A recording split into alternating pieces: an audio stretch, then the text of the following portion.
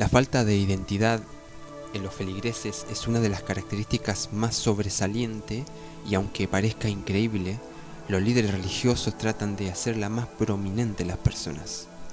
Estudiando los sermones y enseñanzas de varias iglesias cristianas en mi ciudad, llegué a la conclusión de que las cosas que se enseñan no tienen base firme en la Biblia y tienen un alto grado de equivocación sociológica. Esto confunde a la gente, por una simple razón, y es que el que asiste cree en todo lo que el líder habla. Tenemos pastores y misioneros con cero capacitación que viven a costa del dinero de la gente como un simple negocio, y la gente día tras día pierde su identidad. No se les enseña realmente cómo funciona la vida, no se les habla a los jovencitos cómo enfrentar los problemas. Es increíble, pero tienen que saber que la mayoría de las iglesias pentecostales, por dar un ejemplo, se les enseña a sus asistentes que es más importante ir a la iglesia que a la escuela. Producto de ello, en una iglesia en la provincia de Santa Fe, el 80% de los miembros de la iglesia no terminaron siquiera la primaria. No saben leer, no se saben expresar, y en definitiva es una destrucción de la identidad.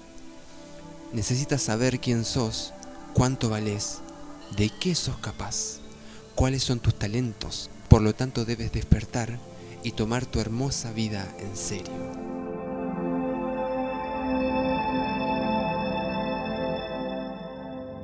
Otro estudio que hice fue ver la cantidad en porcentaje de dinero que un pastor apercibe por sus servicios.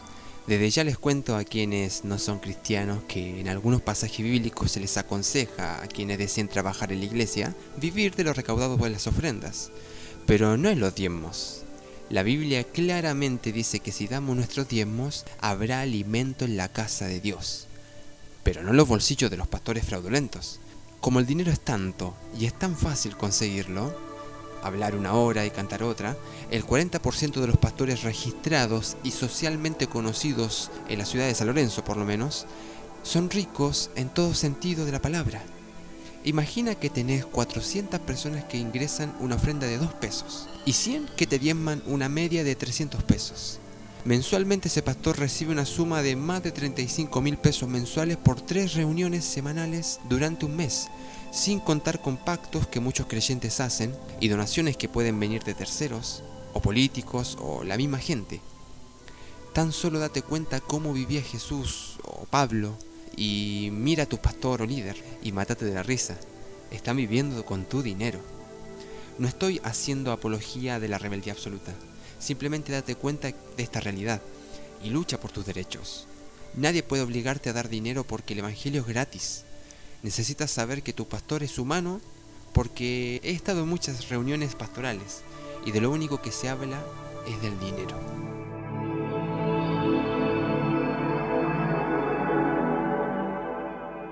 Hay muchas personas que asisten a las iglesias y viven en la sombra de la famosa frase la voluntad de Dios.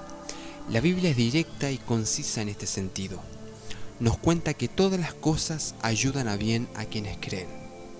Jóvenes que no se atreven a emprender un proyecto porque Dios no les responde, futuros matrimonios que no se concretan por supuestas voluntades de Dios, y algo aún peor, una gran cantidad de jovencitos se casan a muy temprana edad impulsados por sus propios líderes espirituales, sin una preparación familiar, sin un trabajo estable y solo con la presión de entender que al casarse podrán tener relaciones sexuales.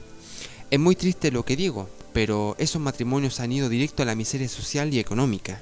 Necesitas entender que la voluntad de Dios es que tengas las herramientas necesarias para desarrollarte como persona, tener el valor de buscar tu felicidad y ser personas importantes, tengas o no tengas dinero.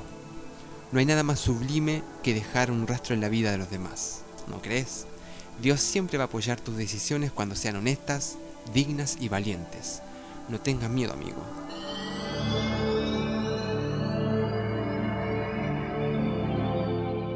Un amigo de la infancia estuvo durante 3 noches orando en la iglesia para que le fuera bien en un examen final. Un abuelo que asistía a la iglesia le dijo: tonto, en vez de estar perdiendo el tiempo orando, ¿por qué no te pones a estudiar? No necesito expandirme más en este sentido. Necesitas honrar tu tiempo. Necesitas entender que el tiempo no vuelve atrás. No se puede comprar tiempo en una tienda. Si estás en una encrucijada entre ir a estudiar o ir a la iglesia, no dudes en estudiar, en capacitarte. Dios quiere gente capacitada, inteligente y con nuevas ideas. Ratones blancos hay en los laboratorios, encerrado en 4 paredes y también en las iglesias. No estoy en contra de la oración ni de la adoración y todo eso. Estoy en contra del chico que oraba y a favor del abuelo que lo orientaba. Necesitas aprovechar tu tiempo. Dios no interrumpirá tu carrera universitaria o tu próspero proyecto. No deseará jamás algo malo para vos.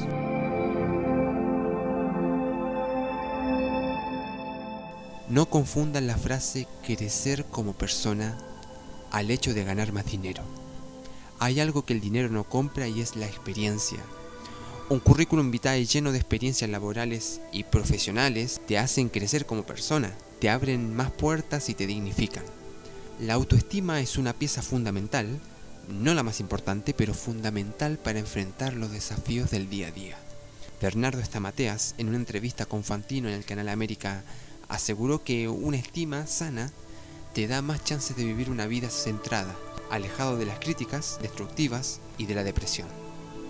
Necesitas crecer como persona para demostrarles a todos que vale la pena ser cristiano. Prefiero un cristiano emprendedor, ocupado y activo, a uno encerrado en una iglesia arrepintiéndose día tras día. Es solo una cuestión de actitud. Si te gusta leer la Biblia, te aconsejo que leas el libro de Esther en el Antiguo Testamento.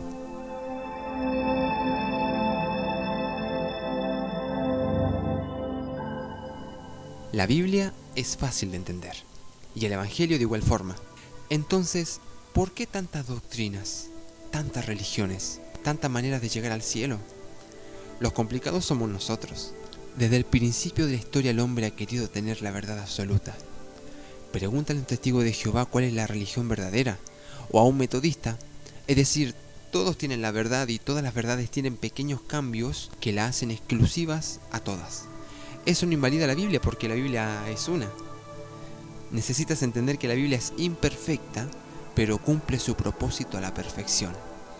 Necesitas entender que fue escrita por hombres, aunque fue inspirada por Dios. Y hay faltas de ortografía, datos imprecisos y suposiciones de los autores en sus escritos que no la hacen más desconfiable, sino más real. La Biblia tiene poder por ser la palabra más cercana al carácter de Dios. No la subestimes. Si no puedes comprenderla, no te angusties. Solo leyendo la vida de Jesús encontrarás el reflejo de los actos morales, una ética perfecta para tomar la vida en un rumbo correcto.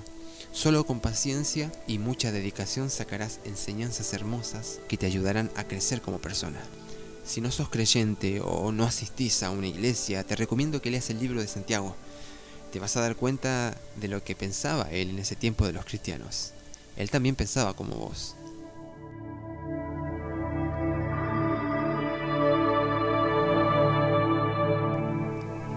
Aceptar tu pasado es una mochila menos. Aceptarlo no es arrastrarlo, sino amarlo. Seguramente vos venís directamente del resultado de tu pasado. Tu forma de ser la construiste en base a tu pasado, a tu niñez, a tus experiencias positivas o negativas. Mi pasado no fue el mejor, pero aprendí a amarlo y a buscar las perlas preciosas que se escondían entre el barro cenagoso. Recuerda que el futuro no existe, que el presente es cada respiro y que solo el pasado nos pertenece. No le hagas caso a quienes quieren revolver en tu pasado, querido, y buscar culpabilidad de tu parte. Es un juego de palabras que un hombre te dicta arriba de un púlpito. No es la realidad. La realidad es estar vivo, es el diario vivir, entre medio de tus pensamientos más profundos. Si tenés hijos, me vas a entender que a veces el pasado termina cuando un hijo viene. ¡Qué maravilloso! Yo jamás pensé que un hijo me cambiaría la vida. La forma de entender las cosas. Esa frase, ahora vivo por mi bichito hermoso y no por mi pasado. Sea cual sea lo que te haya tocado en tu niñez, recordá, es tu pasado, te pertenece, te acompaña y puedes adornarlo o cambiarlo.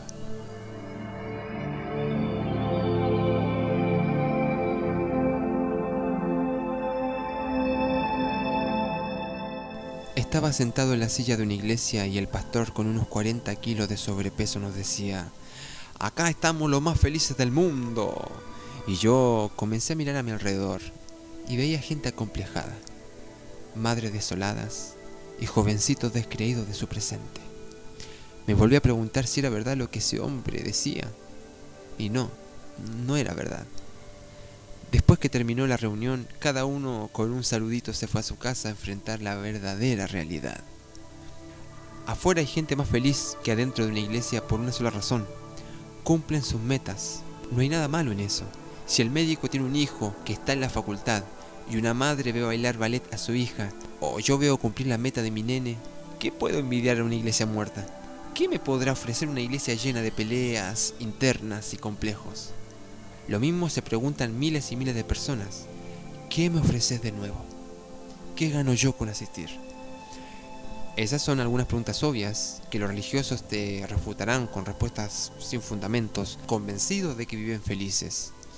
Necesitas saber esto para que eleves la vara de quien te dice que la felicidad es estar sentado 2 horas perdiendo el tiempo. Si valiera la pena, hay una forma más increíble para encontrar felicidad que para los zánganos que pierden su tiempo sentado en un banquillo de la iglesia. Ir a los barrios marginales y ayudar a los pobres, donar herramientas, cortar el pelo a los chicos de los barrios, saciar el hambre física, cuidar los abuelos. Algo muy simple: ir con una sonrisa a tu almacén más cercano e irradiar optimismo, hablar cosas buenas de los demás, reconciliarte con quien estabas tan enojado, honrar a tus padres, respetar las leyes del tránsito. Después, si querés, vas a una iglesia, cantas corito y todo lo que vos quieras. Hay cosas tan esenciales que Jesús nos mandó a hacer. Comenzá a replantearte tu ida y venida de reunión en reunión.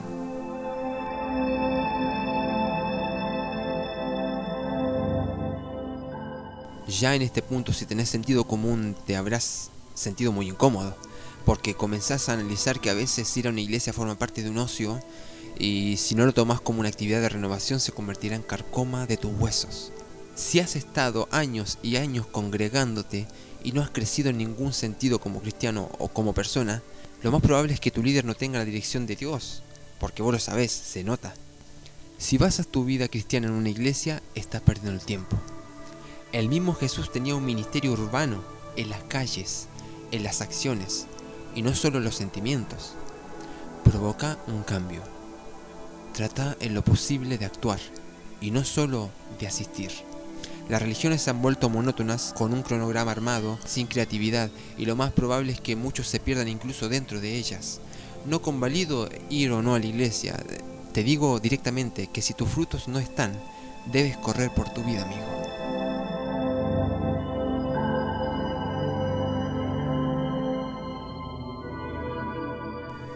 Desde pequeño creía que Dios era un viejo de mal humor, esperando a ver si me equivocaba para recriminarme. Pero después entendí con los años que cumple un rol de papá. Soy único para Él y Él es único para mí. Cuando fui papá pude darme cuenta de otras cosas, como por ejemplo, por más que mi hijo me haga renegar, será siempre mi hijo. Por más que se olvide de mí, sé que volverá a mis brazos porque sabe con seguridad que lo estaré esperando. ¿No te pasa lo mismo con tus hijos? Necesitas entender quién es Dios, porque no es el mismo que te pintó la religión. No necesitas sentirte culpable todos los días por lo que haces, o si tu pastor te quiere hacer sentir mal con frases como debes bautizarte o no irás al cielo, debes casarte para ir al cielo, debes diezmar y no robarle a Dios. Quiero hacerte recordar que para salir del círculo vicioso de la religiosidad, debes entender que Dios es solo amor, todo amor y nada más que amor.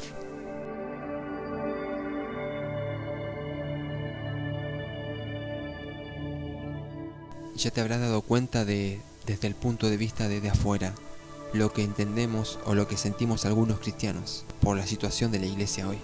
Corre por tu vida y comienza a construir cosas, comienza a cumplir tus sueños, a abrazar sin temor a tus hijos, a perdonar y a perdonarte. No vale la pena vivir en un mundo de amarguras, la vida es corta. Quienes no comparten la vida cristiana se burlan de las costumbres cristianas y están en lo cierto.